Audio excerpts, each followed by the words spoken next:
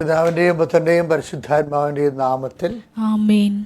Good morning പ്രിയപ്പെട്ടവരെ, ഇന്ന് December 20 വെള്ളിയാഴ്ചയാണ്. നമുക്ക് വെള്ളിയാഴ്ചകളെല്ലാം കർത്താവിൻ്റെ പീഡാനുഭവത്തെ അനുസ്മരിക്കുന്ന, ശനിയാഴ്ചയ്ക്ക് വേണ്ട കൃപ വീണ്ടെടുക്കാൻ വേണ്ടിയുള്ള ഒരു പരിസരമാണ് വെള്ളിയാഴ്ച. ഈ ക്രിസ്തുവിലെ കേന്ദ്രീകരിച്ച് ജീവിക്കുന്നവർക്കുണ്ടല്ല, ജീവിതം എന്ത് രസമാണെന്നറിയാമോ? അവർക്ക് എല്ലാ ദിവസങ്ങളും കർത്താവിലേക്കുള്ള ഓരോ സ്റ്റെപ്പുകളാണ്. So take the days as it is a gift from God. Thank you. നമുക്ക് പ്രാർത്ഥിക്കാം.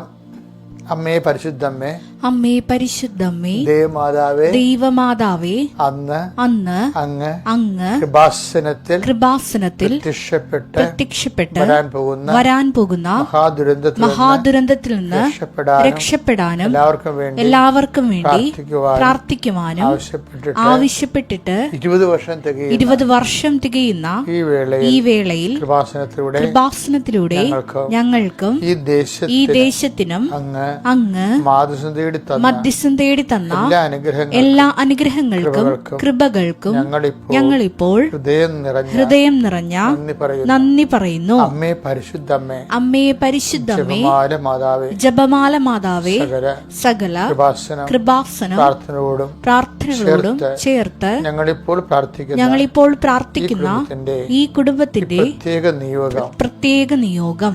ഇന്നത്തെ നിയോഗം പരമക്കളെ,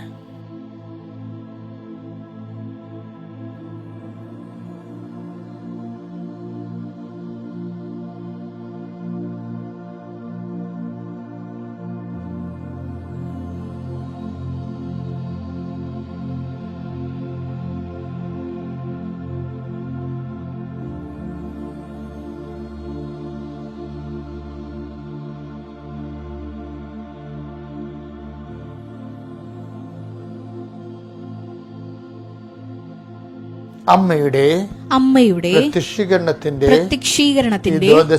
ഈ ദ്വാദശക വേളയിൽ ഞങ്ങൾക്ക് സാധിച്ചു തരുവാൻ കനിയണമേ. വിശ്വാസ പ്രമാണം. സർവശക്തനായ പിതാവും ആകാശത്തിന്റെയും ഭൂമിയുടെയും സൃഷ്ടാവുമായ ദൈവത്തിൽ ഞാൻ വിശ്വസിക്കുന്നു. അവിടുത്തെ ഏകപുത്രനും ഞങ്ങളുടെ കർത്താവുമായ ഈശോമിശിഹായിലും ഞാൻ വിശ്വസിക്കുന്നു. ഈ പുത്രൻ പരിശുദ്ധാത്മാവിനാൽ ഗർഭസ്ഥനായി കന്യകാമറിയത്തിൽ നിന്ന് പിറന്ന് പൊന്തിയോസ് പീലാത്തോസിന്റെ കാലത്ത് പീഡകൾ സഹിച്ച് കുരിശിൽ തറയ്ക്കപ്പെട്ട് മരിച്ച് അടക്കപ്പെട്ട് പാതാളങ്ങളിൽ ഇറങ്ങി മരിച്ചവരുടെ ഇടയിൽ നിന്ന് 3-ാം നാൾ ഉയർത്ത് സ്വർഗത്തിലേക്ക് എഴുന്നള്ളി സർവശക്തിയുള്ള പിതാവായ ദൈവത്തിന്റെ വലതുഭാഗത്തിരിക്കുന്നു. അവിടെ നിന്ന് ജീവിക്കുന്നവരെയും മരിച്ചവരെയും വിധിക്കുവാൻ വരുമെന്നും ഞാൻ വിശ്വസിക്കുന്നു. പരിശുദ്ധാത്മാവിലും ഞാൻ വിശ്വസിക്കുന്നു. വിശുദ്ധ കത്തോലിക്കാ സഭയിലും പുണ്യവാന്മാരുടെ ഐക്യത്തിലും പാപങ്ങളുടെ മോചനത്തിലും ശരീരത്തിന്റെ ഉയർപ്പിലും നിത്യമായ ജീവിതത്തിലും ഞാൻ വിശ്വസിക്കുന്നു. ആമേൻ. സ്വർഗ്ഗസ്ഥനായ ഞങ്ങളുടെ പിതാവേ, അങ്ങയുടെ നാമം പൂജിതമാകണമേ. അങ്ങയുടെ രാജ്യം വരണമേ. അങ്ങയുടെ തിരുമനസ് സ്വർഗത്തിലെ പോലെ ഭൂമിയിലും ആകണമേ. അന്നു വേണ്ടുന്ന ആഹാരം ഇന്ന് ഞങ്ങൾക്ക് തരണമേ.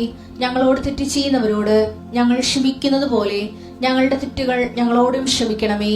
ഞങ്ങളെ പ്രലോഭനത്തിൽ ഉൾപ്പെടുത്തരുതേ, തിന്മയിൽ ഞങ്ങൾ രക്ഷിക്കണമേ. ആമേൻ. നന്മ നിറഞ്ഞ മറിയമേ, സ്വസ്തി. കർത്താവ് അങ്ങയുടെ കൂടെ സ്ത്രീകളിൽ അങ്ങ് അനുഗ്രഹിക്കപ്പെട്ടവളാകുന്നു. അങ്ങയുടെ ഉദരത്തിൻ ഫലമായി ഈശോ അനുഗ്രഹിക്കപ്പെട്ടവനാകുന്നു. പരിശുദ്ധ മറിയമേ, തമ്പുരാന്റെ അമ്മേ, പാപികളായ ഞങ്ങൾക്ക് വേണ്ടി ഇപ്പോഴും ഞങ്ങളുടെ മരണസമയത്തും തമ്പുരാനോട് അപേക്ഷിക്കണമേ. ആമേൻ. എൻ്റെ പ്രിയപ്പെട്ടവരെ, നമ്മൾ ഇന്നത്തെ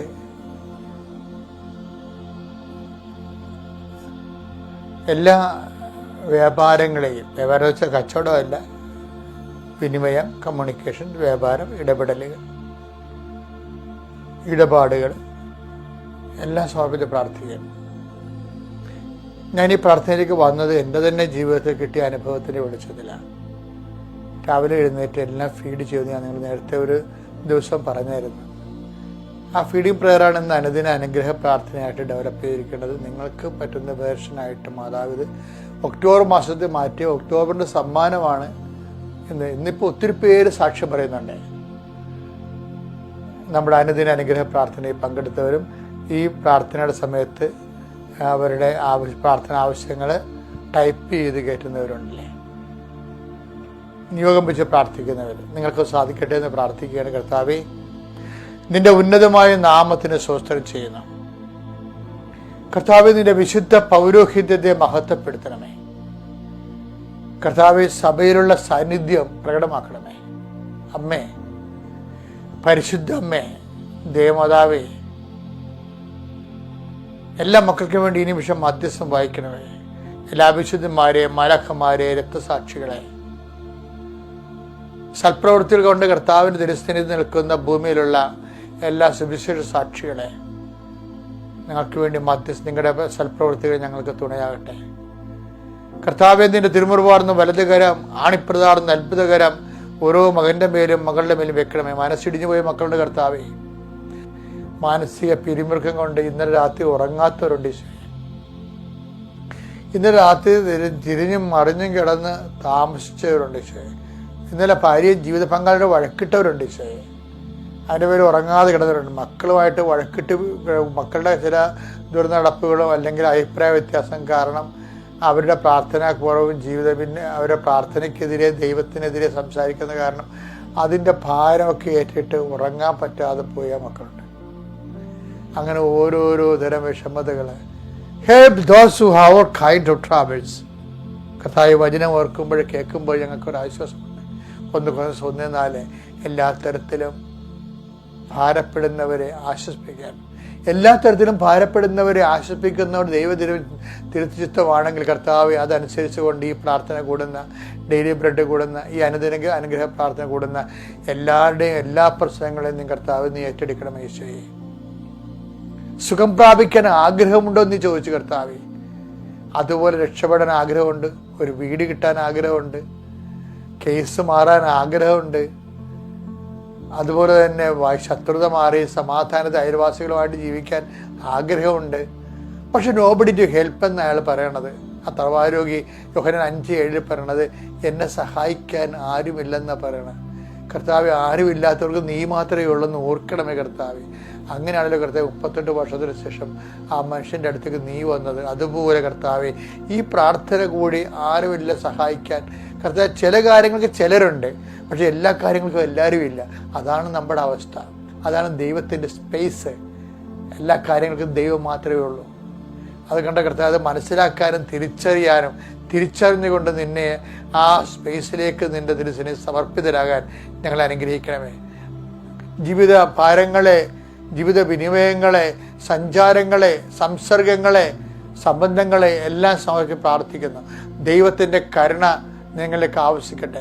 ദൈവത്തിൻ്റെ ഉന്നതമായ നാമത്തിലെ നിങ്ങളുടെ രോഗങ്ങളും ഭാരങ്ങളും ക്ലേശങ്ങളും, നിങ്ങൾക്ക് പെൻഡിങ് ആയിട്ട് കിടക്കുന്ന കുറേ മാസങ്ങളായി, കുറേ വർഷങ്ങളായി, കുറേ ദിവസങ്ങളായി നമുക്ക് അവിടെ ഒന്ന് തിരിഞ്ഞു നോക്കാൻ പറ്റണില്ല, ആ പറമ്പിലൊന്ന് പോകാൻ പറ്റണില്ല, ആ വ്യക്തിയൊന്ന് കാണാൻ പറ്റണില്ല, ആ എക്സസൈസ് ഒന്നും ചെയ്യാൻ പറ്റണില്ല, ആ റെക്കോർഡൊന്ന് പൂരിപ്പിക്കാൻ പറ്റണില്ല, ആ പ്രോജക്റ്റ് ഒന്നും ചെയ്യാൻ പറ്റണില്ല.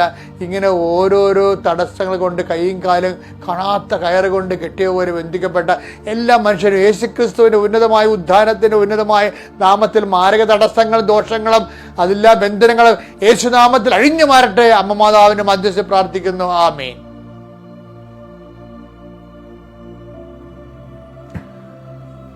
We come to the prayer. സങ്കീർത്തനം 110:1 വായിക്കുക. ഇന്നത്തെ ഡെയിലി ബ്രെഡ് അതാ. കർത്താവ് എന്റെ കർത്താവിനോട് അരുളി ചെയ്തു, ഞാൻ നിന്റെ ശത്രുക്കളെ നിന്റെ പാദപീഠമാക്കുവോളം നീ എന്റെ വലതുഭാഗത്തിരിക്കുക. എന്റെ പ്രിയപ്പെട്ട, ഇതിനൊരു വിഷയം എന്താ അറിയാവോ? ഞാൻ ഈ പ്രാർത്ഥന ഇപ്പൊ പറയാൻ കാര്യമേ, ഈ പുതിയ നിയമത്തിലും പഴയ നിയമത്തിലും, പുതിയ നിയമത്തിലേക്ക് കോട്ട് ചെയ്യപ്പെടുന്ന പഴയ നിയമത്തിലെ വെളിപ്പാടുണ്ട്. അത് ഭയങ്കര കൺകറൻസ് ആണത്. ഇതുപോലെ തന്നെ പരിശുദ്ധാത്മാവ് പുതിയ നിയമത്തിലേക്ക് കട്ട് ആൻഡ് പേസ്റ്റ് ചെയ്തിട്ടുണ്ട്. ഇപ്പം അങ്ങനെ പറഞ്ഞാൽ ആൾക്കാർക്ക് മനസ്സിലാകത്തുള്ളൂ. പഴയ നിയമത്തിൽ നിന്ന് കട്ട് ചെയ്ത് പേസ്റ്റ് ചെയ്യും, പുതിയ നിയമത്തിൽ പേസ്റ്റ് ചെയ്യും. അപ്പോൾ എന്തുമാത്രം സീരിയസ് ആയിരിക്കും വചനങ്ങൾ. നമുക്ക് നടപടി 2:35 വയസ്സ് കട്ട് ആൻഡ് പേസ്റ്റ് വചനങ്ങൾ. കർത്താവ് എന്റെ കർത്താവിനോട് അരുൾ ചെയ്തു, കർത്താവ് എന്റെ കർത്താവിന് അരുൾ ചെയ്തു, ഞാൻ നിന്റെ ശത്രുക്കളെ നിന്റെ പാദപീഠമാക്കുവോളം നീ എന്റെ വലതുഭാഗത്ത് ഉപവിഷ്ടനാവുക. അതെ, ഈ വചനമേ ഒരു ജനകോടികളുടെ ജന്മാന്തരങ്ങളുടെ ജീവിതാനുഭവങ്ങളാണ്. അതുകൊണ്ടാണ് ഇങ്ങനെ കട്ടാപ്പീസ് വരണത്. എന്താ, ഞാൻ ഈ ദിവസങ്ങളിൽ ഒരു മനുഷ്യനെ കണ്ടുമുട്ടിയാൽ നമുക്ക് കൃപാസനത്തിൽ സാക്ഷ്യം പറഞ്ഞാലാണ് സോനു വർഗീസിന്റെ പ്രശ്നം. പുള്ളി ഒരു 3 ലക്ഷം രൂപ ഒരുത്തനോട് കടം വാങ്ങി. ഓരോ ഇഷ്യൂ എന്നതേ, ആ മനുഷ്യൻ കുറച്ച് കഴിഞ്ഞപ്പോൾ അദ്ദേഹം കൊടുത്ത ചെക്കില് 3 ലക്ഷത്തിന് പകരം 10 ലക്ഷമാക്കി അദ്ദേഹം കേസിന് പോയി. അപ്പോൾ നോക്കി എന്തുമാത്രം ആൾക്കാർക്ക് എന്തുമാത്രം അത് ഈ ബ്ലാങ്ക് ചെക്കൊക്കെ കൊടുക്കുമ്പോൾ സൂക്ഷിക്കണം കേട്ടോ. കാര്യം നമ്മുടെ കിഡ്നി കൊടുത്താലും ചെറിയ വിലക്ക് അതിനെ വില പറഞ്ഞിട്ട് കുറച്ച് വാങ്ങിക്കാനുള്ള അർത്ഥിയുള്ള മനുഷ്യർക്കുണ്ട് ഈ ലോകത്ത്. അതുകൊണ്ടാണ് ഈശോ എപ്പോഴും പ്രലോഭനത്തിൽ ഉൾപ്പെടുത്തരുത് എന്ന് പറയുകയും അത് പ്രൊട്ടക്ഷൻ പ്രെയർ വേണം. നമുക്ക് എപ്പോഴും നമ്മൾ ലാറ്റിൻ കുർബാനയിലെ ഒരു പ്രാർത്ഥനയുണ്ട്, എനിക്ക് ഭയങ്കര ഇഷ്ടമാണ്.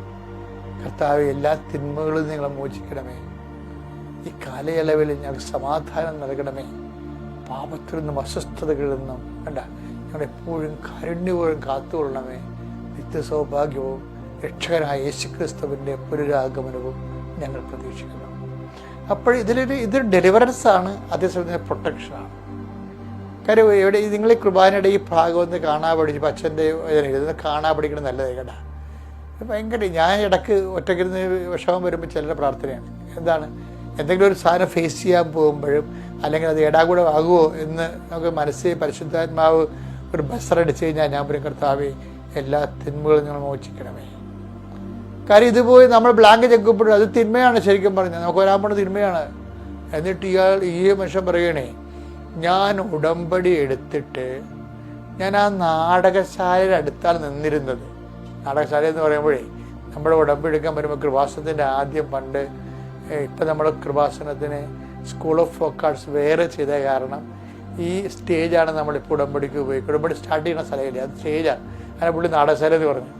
അപ്പം ഞാൻ ആ നാടകശാലയുടെ അവിടെ നിൽക്കിയിരുന്നു. സാധാരണ കൃപാസനത്തിൽ നിന്ന് അവിടെയാണ് നിൽക്കുന്നത്.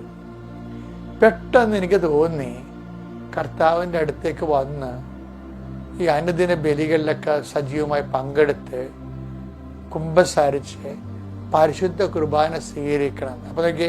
അപ്പം എന്താണ്, നിന്റെ ശത്രുക്കളെ നിന്റെ പാദപീഠമാക്കുവോളോ നീ എൻ്റെ വലതുവശത്തേക്കുക. നമ്മൾ ദൈവത്തിൻ്റെ വലതുവശത്തേക്ക് ഇരിക്കുമ്പോൾ ഉടമ്പടിയുടെ ഏറ്റവും വലിയ സംഭവം തന്നെയാണ്. വലതുവശത്തേക്ക് ഇരിക്കുകയാണ് നമ്മൾ ദൈവത്തിൻ്റെ. ആ ദൈവത്തെ വലതുവശിക്കുമ്പോൾ ദൈവമാണ് നമ്മുടെ ശത്രുക്കളെ നമ്മുടെ പാദപീഠത്തിൽ കൊണ്ടുവരുന്നത്. ഈ മനുഷ്യൻ ചെന്ന് ഈ കേസായി അവസാനം ഒരു അദാലത്തായി അവസാനം ഒരു പോലീസുകാരനെ കണ്ടാൽ ഇത് തീരുമെന്ന്, ഒരു പോലീസ് ഓഫീസറിനെ കണ്ടാൽ തീരുമെന്ന് ഇയാളുടെ കൂട്ടുകാർ പറയുന്നുണ്ട്. പക്ഷേ ആ പോലീസ് ഓഫീസർ ഭയങ്കര വലിയ മനുഷ്യനാണ്, അങ്ങനെ അടുത്ത് ചെല്ലാൻ പറ്റത്തില്ല നമുക്ക് സാധാരണ മനുഷ്യർക്ക്. അപ്പോൾ ഇങ്ങനെ ആര് കൊണ്ടുപോകും, എന്നെ ആരും ഇല്ല എന്ന് പറയും. പക്ഷേ ഉടമ്പടി എടുത്തു കഴിഞ്ഞപ്പോൾ ഇത് പോലീസ് കേസായി കഴിഞ്ഞപ്പോൾ ഇവർ പോലീസുകാരൻ തന്നെ ഇതിൻ്റെ ഒരു കോംപ്രമൈസ് ടോക്കന് ഈ വലിയ ഓഫീസിൻ്റെ അടുത്ത് കൊണ്ടുവന്നപ്പോഴാണ് ഈ മനുഷ്യൻ ഞെട്ടിപ്പോണത്. ഞാൻ കാണാൻ ആഗ്രഹിച്ച ആളുടെ അടുത്ത് കർത്താവ് തന്നെ എന്നെ പിടിച്ചുകൊണ്ട് വന്നില്ല എന്ന്. ആ ഓഫീസർമാർ ചോദിച്ച് ആ വലിയ ഓഫീസർ ഇയാളോട് ചോദിച്ച് ഈ 3 ലക്ഷം 10 ലക്ഷം ആക്കിട്ട് ചോദിച്ച്, നിനക്ക് നാണം ഉണ്ടാടാ, വേറെ എടുത്ത് തിന്നാൻ പാടില്ലടാന്ന് ചോദിച്ചു. അതോടുകൂടി ഇവന് ഉരുകിപ്പോയി. പെട്ടെന്ന് ആ സംഭവം സെറ്റായി. കാര്യം ഇത് നീ പലിശക്ക് കൊടുത്തു എന്നൊരു തെളിവായില്ലേ, നിന്നെ ഞാൻ പിടിച്ചകത്തിടുമെന്ന് പറഞ്ഞു. പലിശക്ക് കൊടുത്തതും തെറ്റല്ലേ.